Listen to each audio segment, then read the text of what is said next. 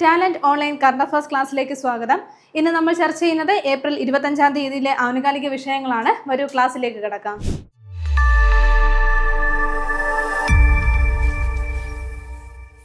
ഇനി വരുന്ന CPO എക്സാമിന് വേണ്ടി തയ്യാറെടുക്കുന്നവർക്കായി ടാലന്റ് അക്കാദമി ഈ ഒരു എക്സാമിന് വേണ്ടിയിട്ടുള്ള സ്പെഷ്യൽ ടോപ്പിക്കിന്റെ റെക്കോർഡ് കോഴ്സ് തയ്യാറാക്കിയിട്ടുണ്ട്. അപ്പോൾ ഈ ഒരു കോഴ്സിലൂടെ നിങ്ങൾക്ക് ഈ ഒരു സ്പെഷ്യൽ ടോപ്പിക്കിന്റെ കംപ്ലീറ്റ് സ്റ്റഡി നോട്ടും അതേപോലെ ക്ലാസ്സുകളും ലഭ്യമാവുന്നതാണ്. കോഴ്സിന്റെ പ്രൈസ് വരുന്നത് 899 രൂപയാണ്. നിങ്ങൾക്ക് ഇപ്പോൾ 399 രൂപയ്ക്ക് പർച്ചേസ് ചെയ്യാൻ സാധിക്കുന്നതാണ്. അപ്പോൾ ഉടൻ തന്നെ കോഴ്സ് പർച്ചേസ് ചെയ്യുക, നല്ല രീതിയിൽ പഠിക്കുക. അതേപോലെ ഈ ഒരു എക്സാമിൽ ഫുൾ സിലബസ് കവറേജ് കിട്ടുവാൻ വേണ്ടി ടാലന്റ് അക്കാദമിയുടെ CPO റാങ്ക് ഫയൽ ഇപ്പോൾ വിപണിയിൽ ലഭ്യമാണ്. നിങ്ങളുടെ അടുത്തുള്ള ബുക്ക് സ്റ്റോറുകൾ വഴിയോ ടാലന്റിന്റെ ഒഫീഷ്യൽ വെബ്സൈറ്റ് വഴിയോ ആമസോൺ ഫ്ലിപ്കാർട്ട് വഴിയോ നിങ്ങൾക്ക് ഇത് ഓർഡർ ചെയ്യാവുന്നതാണ്. ഇനി ഒരു ബുക്കിൽ നമ്മുടെ പുതിയ SCERT NCERT സിലബസ് എല്ലാം ഉൾപ്പെടുത്തിയിട്ടാണ് തയ്യാറാക്കിയിട്ടുള്ളത്. മുൻവർഷ ചോദ്യങ്ങളും ഇതിൽ ഉൾപ്പെടുത്തിയിട്ടുണ്ട്. ഉടൻ തന്നെ റാങ്ക് ഫയലുകൾ സ്വന്തമാക്കുക, നല്ല രീതിയിൽ പരിശീലിക്കുക. ഇന്ന് ആദ്യം നമ്മൾ ചർച്ച ചെയ്യുന്നത് ഒരു അപ്പോയിന്റ്മെന്റ് ആണ്. അപ്പോൾ ഓർത്ത് വെക്കുക, നാസ്കോമിന്റെ പുതിയ ചെയർമാനായി നിയമിതനായത് ആരെന്നാണ്. അപ്പോൾ ആരാണെന്ന് ഓർത്ത് വെക്കുക, ശ്രീകാന്ത് വേലമ്മ കന്നിയാണ്. ആരാണ്? ശ്രീകാന്ത് വേലമ്മ കന്നിയാണ് ഈ ഒരു പോസ്റ്റിലേക്ക് വന്നിട്ടുള്ളത്. എന്തിന്റെയാണെന്ന് ഓർത്ത് വെക്കുക, നാസ്കോമിന്റെ പുതിയ ചെയർമാനായിട്ടാണ് ആരാണ്? ശ്രീകാന്ത് ഈ ഒരു പോസ്റ്റിലേക്ക് വന്നിട്ടുള്ളത്. ഇനി ഒരു നാസ്കോമിന്റെ തന്നെ വൈസ് ചെയർമാനായിട്ട് അപ്പോയിന്റ്മെന്റ് ആയിരിക്കുന്നത് ആരാണ്? കിഷോർ പട്ടേലാണ്. ആരാണ്? കിഷോർ പട്ടേലാണ് ഈ ഒരു നാസ്കോമിന്റെ തന്നെ വൈസ് ചെയർപേഴ്സൺ ആയിട്ട് അപ്പോയിന്റ്മെന്റ് ആയിരിക്കുന്നത്. ഇനി നാസ്കോമിന്റെ ഫുൾ ഫോം എന്താണെന്ന് കൂടി പഠിച്ചു വെക്കാം. National association of software and services company എന്നുള്ളതാണ് നാസ്കോമിന്റെ ഫുൾ ഫോം വരുന്നത്. അപ്പോൾ നാസ്കോമിൽ വന്നിട്ടുള്ള ഒരു അപ്പോയിന്റ്മെന്റ് ആണ് നമ്മൾ നോക്കിയത്. അപ്പോൾ നാസ്കോമിന്റെ പുതിയ ചെയർമാനായിട്ട് നിയമിതനായത് ആരാണ്? ശ്രീകാന്ത് വേലമ്മ കന്നിയാണ്. അതേപോലെ വൈസ് ചെയർപേഴ്സൺ ആയിട്ട് നിയമിതനായത് ആരാണ്? കിഷോർ പാട്ടീലാണ്. അടുത്ത നമ്മൾ നോക്കുന്ന പോയിന്റ് ഇതാണ്. K-Phone ISO certification ലഭിച്ചിരിക്കുകയാണ്. എന്താണ്? K-Phone ISO സർട്ടിഫിക്കേഷൻ അംഗീകാരം ലഭിച്ചിരിക്കുകയാണ്. അപ്പോൾ എന്താണ് K-Phone എന്നുള്ള കാര്യം നമുക്കറിയാവുന്നതാണ്. വളരെ ചിലവ് കുറഞ്ഞ രീതിയിൽ അതിവേഗ ഇന്റർനെറ്റ് ലഭ്യമാക്കുന്നതിന് വേണ്ടിയിട്ടുള്ള നമ്മുടെ സംസ്ഥാന സർക്കാരിന്റെ ഒരു പദ്ധതിയാണ് എന്താണ് K-Phone എന്നുള്ളത്. അപ്പോൾ ഈ K-Phone ആണ് ISO അംഗീകാരം ലഭിച്ചിരിക്കുന്നത്. K-Phoneന്റെ ഇൻഫർമേഷൻ സെക്യൂരിറ്റി മാനേജ്മെന്റ് സിസ്റ്റത്തിനാണ് ഈ ഒരു സർട്ടിഫിക്കേഷൻ ലഭിച്ചിട്ടുള്ളത് എന്നുള്ള കാര്യം കൂടി ഒന്ന് നോട്ട് ചെയ്യുക. അപ്പോൾ 2029 ഏപ്രിൽ 21 വരെ ആയിരിക്കും ഈ ഒരു സർട്ടിഫിക്കേഷന്റെ വാലിഡിറ്റി ഉണ്ടാവുന്നത്. എന്നാണ് കാലാവധി എപ്പോൾ വരെയാണെന്ന് ഓർത്ത് വെക്കുക. 2029 ഏപ്രിൽ 21 വരെയാണ് ഈ ഒരു സർട്ടിഫിക്കേഷന്റെ കാലാവധി വരുന്നത്. അപ്പോൾ നമ്മൾ ചർച്ച ചെയ്ത പോയിന്റ് ഇതാണ്. K-Phone എന്നുള്ള K-Phoneന്റെ ഇൻഫർമേഷൻ സെക്യൂരിറ്റി മാനേജ്മെന്റ് സിസ്റ്റത്തിന് ഈ ഒരു ISO സർട്ടിഫിക്കേഷൻ അംഗീകാരം ലഭിച്ചിരിക്കുകയാണ്. ഇനി നമ്മൾ നോക്കുന്നത് ഒരു ദിവസമാണ്. ഒരു ഡേ ആണ് നോക്കുന്നത്. ദേശീയ പഞ്ചായത്തി രാജ് ദിനം. ദേശീയ പഞ്ചായത്തി രാജ് ദിനം എന്നാണ് നമ്മൾ ആചരിക്കുന്നത്. എല്ലാ വർഷവും ഏപ്രിൽ 24 നമ്മുടെ ഇന്ത്യൻ ദേശീയ പഞ്ചായത്ത് രാജ് ദിനമായിട്ട് ആചരിക്കുന്നത്. എന്തുകൊണ്ടാണ് ഏപ്രിൽ 24 ഈ ഒരു ദിനമായിട്ട് ആചരിക്കുന്നത്? 73ാമത് ഭരണഘടനാ ഭേദഗതി നിലവിൽ വന്നത്, പ്രാബല്യത്തിൽ വന്നത് ഈ ഒരു ദിവസമാണ്. 73ാമത് ഭരണഘടനാ ഭേദഗതി എന്നാണ് നിലവിൽ വന്നത്? 1993 ഏപ്രിൽ 24 നിലവിൽ വന്നത്. അപ്പോൾ എന്താണ് ഈ ഒരു ഭേദഗതിയിൽ പറയുന്നത്? തദ്ദേശ സ്വയംഭരണ സ്ഥാപനങ്ങളെയും അതേപോലെ ഗ്രാമീണ സ്ഥാപനങ്ങളെയും ശാക്തീകരിക്കുന്നതിന് വേണ്ടിയിട്ടുള്ള നിയമങ്ങൾ വന്നിട്ടുള്ള ഒരു ഭേദഗതിയാണ് 73ാമത് ഭേദഗതി. അതെന്നാണ് നിലവിൽ വന്നത്? 1993 ഏപ്രിൽ 24 ഇത് നിലവിൽ വന്നത്. അപ്പോൾ അതുകൊണ്ടാണ് എല്ലാ വർഷവും നമ്മൾ ഏപ്രിൽ 24 ദേശീയ പഞ്ചായത്ത് രാജ് ദിനമായിട്ട് ആചരിക്കുന്നത്. അടുത്ത ഒരു വേദിയാണ് നമ്മൾ നോക്കുന്നത്. ന്യൂഡൽഹിയാണ് വേദിയാവുന്നത്. ഒരു ഉച്ചകോടിയുടെ വേദിയാണ്. 4ാമത് ഇന്ത്യ ആഫ്രിക്ക ഫോറം ഉച്ചകോടിയുടെ വേദി എവിടെയാണ്? ന്യൂഡൽഹിയാണ്. 4ാമത് ഇന്ത്യ ആഫ്രിക്ക ഫോറം ഉച്ചകോടിയുടെ വേദി എവിടെയാണ്? ന്യൂഡൽഹിയാണ്. അപ്പോൾ 2026 4ാമത് ഇന്ത്യ ആഫ്രിക്ക ഫോറം ഉച്ചകോടി നടക്കുന്നത് എന്നുള്ള കാര്യം ഒന്ന് നോട്ട് ചെയ്യുക. വികസനം, വ്യാപാരം, ഡിജിറ്റൽ വളർച്ച തുടങ്ങിയ മേഖലകളിൽ ഇന്ത്യയും അതേപോലെ തന്നെ ആഫ്രിക്കൻ രാജ്യങ്ങളുമായിട്ടുള്ള സഹകരണം വർദ്ധിപ്പിക്കുന്നതിന് വേണ്ടിയിട്ട് ലക്ഷ്യം വെച്ചുകൊണ്ടാണ് ഈ ഒരു സബ്മിറ്റ് അല്ലെങ്കിൽ ഈ ഒരു ഉച്ചകോടി നടക്കുന്നത്. അപ്പോൾ 2026 നടക്കുന്ന 4ാമത് ഇന്ത്യ ആഫ്രിക്ക ഫോറം ഉച്ചകോടിയുടെ വേദി എവിടെയാണെന്ന് ഓർത്ത് വെക്കുക? ന്യൂഡൽഹിയാണ്. ഇനി നമ്മുടെ വിദേശകാര്യ മന്ത്രി ആരാണ്? S ജയശങ്കർ ആണ്. അതുകൂടി ഒന്ന് നോട്ട് ചെയ്യുക. ഇനി ഒരു സിനിമയുമായി ബന്ധപ്പെട്ട പോയിന്റ് ആണ് നമ്മൾ ചർച്ച ചെയ്യുന്നത്. സിനിമയുടെ പേര് ഇതാണ്, അച്ചപ്പാസ് ആൽബം. അച്ചപ്പാസ് ആൽബം എന്നുള്ള ചിത്രമാണ്. എന്താണ് ഇതിന്റെ പ്രത്യേകത? അടുത്തിടെ നാഷണൽ ഫിലിം ഡെവലപ്മെന്റ് കോർപ്പറേഷൻ നിർമ്മിച്ച ഒരു ഏറ്റവും പുതിയ മലയാള ചിത്രമാണ് അച്ചപ്പാസ് ആൽബം. അച്ചപ്പാസ് ആൽബം എന്നുള്ള ചിത്രം. അപ്പോൾ ഉടൻ തന്നെ ഇത് റിലീസ് ചെയ്യുന്നതാണ്. അപ്പോൾ എന്താണ് പ്രത്യേകത എന്ന് ഓർത്ത് വെക്കുക. നാഷണൽ ഫിലിം ഡെവലപ്മെന്റ് കോർപ്പറേഷൻ എന്താണ് നിർമ്മിച്ചിട്ടുള്ള ഏറ്റവും പുതിയ മലയാള ചിത്രമാണിത്. അപ്പോൾ അങ്ങനെയാണെങ്കിൽ നാഷണൽ ഫിലിം ഡെവലപ്മെന്റ് കോർപ്പറേഷൻ സ്ഥാപിതമായത് എന്നാണെന്ന് ഓർത്ത് വെക്കുക. 1975 ഈ ഒരു കോർപ്പറേഷൻ, അതായത് നാഷണൽ ഫിലിം ഡെവലപ്മെന്റ് കോർപ്പറേഷൻ വന്നിട്ടുള്ളത്. അപ്പോൾ അവർ നിർമ്മിച്ചിട്ടുള്ള ഏറ്റവും പുതിയ മലയാള ചിത്രമാണ് അച്ചപ്പാസ് ആൽബം. അതൊന്ന് പ്രത്യേകം നോട്ട് ചെയ്ത് പഠിക്കുക. അടുത്തത് നമ്മൾ നോക്കുന്ന പോയിന്റ് ഇതാണ്. വ്യോമയാന ടർബൈൻ ഇന്ധനത്തിൽ എഥനോൾ കലർത്താൻ സർക്കാർ അനുമതി നൽകിയിരിക്കുകയാണ്. എന്താണ്? വ്യോമയാന ടർബൈൻ ഇന്ധനത്തിൽ എഥനോൾ കലർത്താൻ വേണ്ടിയിട്ട് നമ്മുടെ സർക്കാർ കേന്ദ്ര സർക്കാർ അനുമതി നൽകിയിരിക്കുകയാണ്. സുസ്ഥിര വ്യോമയാന ഇന്ധനം പ്രോത്സാഹിപ്പിക്കുന്നതിനും അതേപോലെ പുറത്തു നിന്നും ഇന്ത്യയിലേക്ക് ഇത്തരത്തിൽ ഫ്യൂവൽ ഇമ്പോർട്ട് ചെയ്യുന്നത് കുറയ്ക്കുന്നതും ലക്ഷ്യമിട്ടുകൊണ്ടാണ് ഈ ഒരു തീരുമാനം വന്നിരിക്കുന്നത്. വ്യോമയാന ടർബൈൻ ഇന്ധനങ്ങൾ എഥനോൾ കലർത്താൻ വേണ്ടിയിട്ട് സർക്കാർ അനുമതി നൽകിയിരിക്കുകയാണ്. അടുത്തത് നമ്മൾ നോക്കുന്ന പോയിന്റ് ഇതാണ്. 2026 ഏപ്രിലിൽ ഇന്ത്യ സന്ദർശിച്ച ഓസ്ട്രിയൻ ചാൻസലർ ആരെന്നാണ്. അപ്പോൾ നോട്ട് ചെയ്ത് വെക്കുക. ക്രിസ്റ്റ്യൻ സ്റ്റോക്കർ ആണ്. ആരാണ്? ക്രിസ്റ്റ്യൻ സ്റ്റോക്കർ ആണ്. അപ്പോൾ അദ്ദേഹം അടുത്തിടെ 2026 ഏപ്രിൽ ഇന്ത്യ സന്ദർശിക്കുകയുണ്ടായി. അദ്ദേഹത്തിന്റെ പേര് നമ്മൾ പറഞ്ഞു? ക്രിസ്റ്റ്യൻ സ്റ്റോക്കർ ആണ്. ക്രിസ്റ്റ്യൻ സ്റ്റോക്കർ എന്നാണ്. അദ്ദേഹത്തിന്റെ പ്രത്യേകത ഓസ്ട്രിയൻ ചാൻസലർ ആണ്. ഓസ്ട്രിയയുടെ ചാൻസലർ ആണ്. ആരാണ്? ക്രിസ്റ്റ്യൻ സ്റ്റോക്കർ എന്നുള്ള കാര്യം ഒന്ന് നോട്ട് ചെയ്യുക. ആദ്യമായിട്ടാണ് അദ്ദേഹം ഇന്ത്യ സന്ദർശിക്കുന്നത്. അതുകൂടി ഒന്ന് നോട്ട് ചെയ്ത് വെക്കുക. ഇനി എന്തായിരിക്കും ഈ ഒരു സന്ദർശനത്തിന്റെ ലക്ഷ്യം? ഇന്ത്യയും അതേപോലെ ഓസ്ട്രിയയും തമ്മിലുള്ള വ്യാപാര നിക്ഷേപ ബന്ധങ്ങളൊക്കെ ദൃഢമാക്കുന്നതിന് വേണ്ടിയിട്ടാണ്, ആ ഒരു ലക്ഷ്യത്തോടു കൂടിയിട്ടാണ് അദ്ദേഹം ഇന്ത്യ സന്ദർശിച്ചിരിക്കുന്നത്. അപ്പോൾ നോട്ട് ചെയ്യുക. 2026 ഏപ്രിലാണ് ഈ ഒരു സന്ദർശനം നടന്നത്.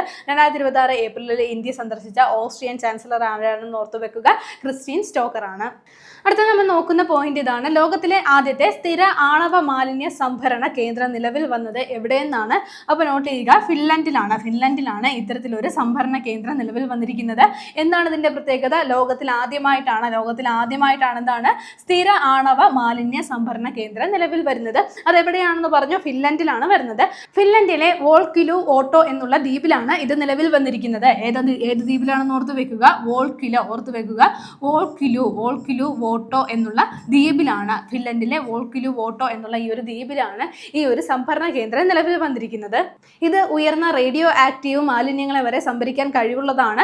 അപ്പോൾ ഇത്തരത്തിലൊരു സംഭരണ കേന്ദ്രം നിലവിൽ വന്നിരിക്കുന്നത് എവിടെയാണ്? ഫിൻലൻഡിലാണെന്ന് പറഞ്ഞു. ഇതിന്റെ പ്രത്യേകത എന്താണ്? ലോകത്തിൽ ആദ്യമായിട്ടാണ് ഒരു സ്ഥിര ആണവ മാലിന്യ സംഭരണ കേന്ദ്രം നിലവിൽ വരുന്നത്. അടുത്തത് പുതിയ ഒരു മത്സ്യത്തെ കുറിച്ചാണ് നമ്മൾ ചർച്ച ചെയ്യുന്നത്.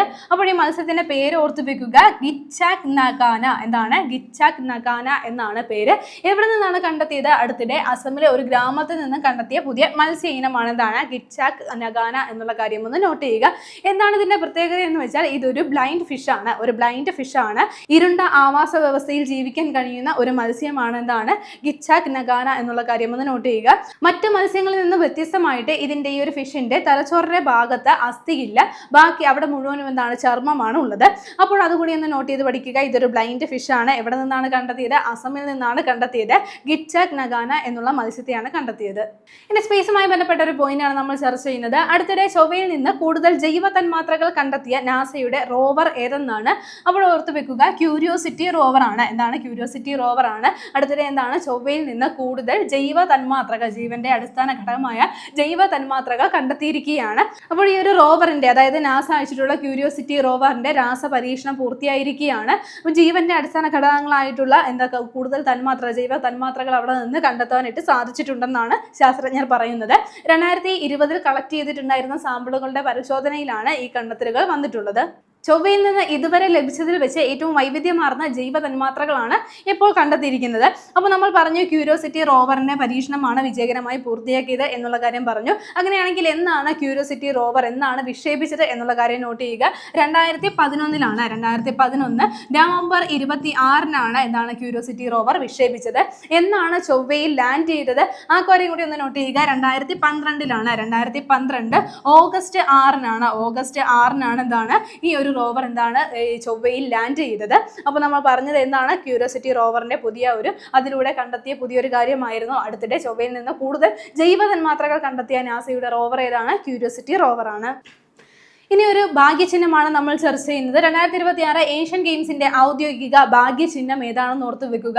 ഹൊനോഹോൺ. ഏതാണ്? ഹൊനോഹോൺ ആണ്. അപ്പോൾ ഇതെന്താണ്? ഇതൊരു ടൈഗർ ഫിഷ് ആണ് എന്നുള്ള കാര്യം നോട്ട് ചെയ്യുക. എന്താണ് ഹൊനോഹോൺ? എന്താണ്? ഒരു ടൈഗർ ഫിഷ് ആണ്. ടൈഗർ ഫിഷ് ആണ്.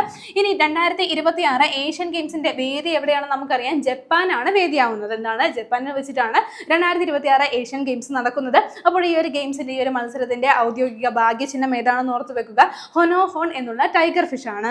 PSC പരീക്ഷകളിൽ ഏറ്റവും ഇമ്പോർട്ടന്റ് പാർട്ടായിട്ടുള്ള SCERT സിലബസുകൾ പഠിച്ചു തീർക്കാൻ വേണ്ടിയിട്ടുള്ള അറിവിടം ബുക്കുകൾ നിങ്ങൾ സ്വന്തമാക്കി കഴിഞ്ഞു. അത് നിങ്ങൾക്ക് വളരെ ഉപകാരപ്രദമായി എന്നറിഞ്ഞതിൽ വളരെ സന്തോഷമുണ്ട്. ഇനി ഒരു SCERT സിലബസിൽ നിന്ന് വരാനായിട്ട് സാധ്യതയുള്ള ചോദ്യങ്ങൾ തയ്യാറാക്കിക്കൊണ്ട് ടാലന്റ് അക്കാദമിയുടെ പരിശീലന ചോദ്യങ്ങളുടെ ബുക്ക് പുറത്തിറങ്ങിയിട്ടുണ്ട്. അപ്പോൾ നിങ്ങൾക്ക് ഇപ്പോൾ ടാലന്റ് അക്കാദമിയുടെ ഒഫീഷ്യൽ വെബ്സൈറ്റ് വഴിയോ ആമസോൺ ഫ്ലിപ്കാർട്ട് വഴിയോ ഇത് ഓർഡർ ചെയ്യാവുന്നതാണ്. ഈ ഒരു ബുക്കിലൂടെ നിങ്ങൾക്ക് 4300-ലധികം ചോദ്യങ്ങളാണ് ലഭ്യമാവുന്നത്. മാത്രമല്ല ഇതിന് മുമ്പ് SCERT സിലബസിൽ നിന്ന് ചോദിച്ചിട്ടുള്ള ചോദ്യങ്ങളും ഉൾപ്പെടുത്തിയിട്ടുണ്ട്. സയൻസും സോഷ്യൽ സയൻസിനുമായിട്ട് ഒരൊറ്റ ബുക്കാണ് ലഭ്യമാവുന്നത്. വളരെ ചെറിയ ബുക്ക് നിങ്ങൾക്ക് എളുപ്പത്തിൽ പഠിച്ചു തീർക്കാനായിട്ട് കഴിയുന്ന വിധത്തിലാണ് തയ്യാറാക്കിയിട്ടുള്ളത്. ഈ പരിശീലന ചോദ്യങ്ങൾ നിങ്ങൾക്ക് പഠിക്കുന്നതിലൂടെ എങ്ങനെയൊക്കെ PSCയിൽ SCERTയിൽ നിന്ന് ചോദ്യങ്ങൾ വരാൻ സാധ്യതയുണ്ടെന്ന് മനസ്സിലാക്കാനായിട്ട് സാധിക്കുന്നതാണ്. അപ്പോൾ ഉടൻ തന്നെ ഈ ബുക്ക് ഓർഡർ ചെയ്യുക. ഇതുമായി ബന്ധപ്പെട്ട കൂടുതൽ വിവരങ്ങൾക്ക് താഴെ തന്നിരിക്കുന്ന ഗൂഗിൾ ഫോം ഫില്ല് ചെയ്യുകയോ ആ ഒരു കോൺടാക്ട് നമ്പറിൽ ബന്ധപ്പെടുകയോ ചെയ്യുക. ഇതുവരെ ചർച്ച ചെയ്ത പോയിന്റുകൾ ഒന്നുകൂടി നോക്കാം. ആദ്യം നമ്മൾ ചർച്ച ചെയ്ത ഒരു അപ്പോയിന്റ്മെന്റ് ആയിരുന്നു. നാസ്കോമിന്റെ പുതിയ ചെയർമാനായി നിയമിതനായത് ആരാണ്? ശ്രീകാന്ത് വേലമ്മ കന്നിയാണ്. അതേപോലെ വൈസ് ചെയർമാനായിട്ട് ചെയർപേഴ്സണായിട്ട് വന്നതാരാണ്? കിഷോർ പട്ടേലാണ്. ശേഷം നമ്മൾ നോക്കിയത് K-FONന് ISO അംഗീകാരം ലഭിച്ചു എന്നുള്ള കാര്യമാണ്. കേരള സർക്കാരിന്റെ അതിവേഗ ഇന്റർനെറ്റ് പദ്ധതിയായിട്ടുള്ള K-FON ഇൻഫർമേഷൻ സെക്യൂരിറ്റി മാനേജ്മെന്റ് സിസ്റ്റത്തിനാണ് ഈ ഒരു അംഗീകാരം ലഭിച്ചിട്ടുള്ളത്. അത് കഴിഞ്ഞ് നമ്മൾ നോക്കിയത് ദേശീയ പഞ്ചായത്ത് രാജ് ദിനം എന്നാണ്. ഏപ്രിൽ 24 എല്ലാ വർഷവും എന്താണ് ദേശീയ പഞ്ചായത്ത് രാജ് ദിനമായിട്ട് നമ്മൾ ആചരിക്കുന്നത്. 73ാം ഭരണഘടന ഭേദഗതി നിലവിൽ വന്നത് ഈ ഒരു ദിവസമായിരുന്നു. ഏപ്രിൽ 24 നിലവിൽ വന്നത്. അത് കഴിഞ്ഞ് നമ്മൾ നോക്കിയത് ഒരു വേദിയായിരുന്നു. 4ാമത് ഇന്ത്യ ആഫ്രിക്ക ഫോറം ഉച്ചകോടിയുടെ വേദി എവിടെയാണ്? ന്യൂഡൽഹിയാണ്.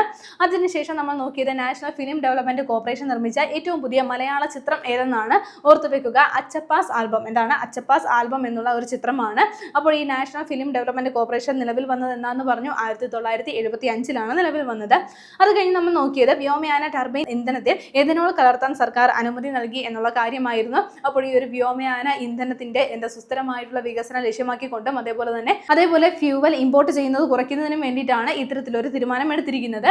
അതിനുശേഷം നമ്മൾ നോക്കിയത് 2026 ഏപ്രിലിൽ ഇന്ത്യ സന്ദർശിച്ച ഓസ്ട്രിയൻ ചാൻസലർ ആരെന്നാണ്? ക്രിസ്റ്റീൻ സ്റ്റോക്കർ ആണ്. അപ്പോൾ അദ്ദേഹം ആദ്യമായിട്ടാണ് ഇന്ത്യ സന്ദർശിക്കുന്നത്. ശേഷം നമ്മൾ ചർച്ച ചെയ്തത് ലോകത്തിലെ ആദ്യത്തെ സ്ഥിര ആണവ മാലിന്യ സംഭരണ കേന്ദ്രം നിലവിൽ വന്നത് എവിടെയെന്നാണ്? ഫിൻലാൻഡിലാണ് ഈ ഒരു ഇത്തരത്തിലൊരു ആണവ മാലിന്യ സംഭരണ കേന്ദ്രം നിലവിൽ വന്നിരിക്കുന്നത്. ലോകത്ത് ആദ്യമായിട്ടാണ് ഒരു സ്ഥിര ആണവ മാലിന്യ സംഭരണ കേന്ദ്രം നിലവിൽ വരുന്നത്. അത് കഴിഞ്ഞ് നമ്മൾ ചർച്ച ചെയ്ത പോയിന്റ് ഒരു ഫിഷുമായി ബന്ധപ്പെട്ട ഒരു മത്സ്യ ഇനവുമായി ബന്ധപ്പെട്ട പോയിന്റ് ആയിരുന്നു. അടുത്തിടെ അസമിലെ ഒരു ഗ്രാമത്തിൽ നിന്നാണ് ഈ ഒരു ഫിഷിനെ കണ്ടെത്തിയത്. എന്താണ് ഇതിന്റെ പേര്? ഗിറ്റ്ചാക് നഗാന. എന്താണ്? ഗിറ്റ്ചാക് നഗാന എന്നാണ് പേര് നൽകിയിരിക്കുന്നത്. ഇതെന്താണ്? ഒരു ബ്ലൈൻഡ് ഫിഷ് ആണ് എന്നുള്ള കാര്യം കൂടി ഒന്ന് നോട്ട് ചെയ്യുക. അതിനുശേഷം നോക്കിയത് അടുത്തിടെ ചൊവ്വയിൽ നിന്ന് കൂടുതൽ ജൈവ തന്മാത്രകൾ കണ്ടെത്തിയ നാസയുടെ റോവർ ഏതെന്നാണ്? ക്യൂരിയോസിറ്റി റോവർ ആണ്. ഇത്തരത്തിൽ പുതിയ കൂടുതലായിട്ട് ജൈവ തന്മാത്രകൾ കണ്ടെത്തിയിരിക്കുന്നത്. എന്നാണ് ക്യൂരിയോസിറ്റി റോവർ വിക്ഷേപിച്ചത് എന്നുള്ള കാര്യം നമ്മൾ പറഞ്ഞു. 2011 വിക്ഷേപിച്ചത്. 2012 ചൊവ്വയിൽ ലാൻഡ് ചെയ്തത്.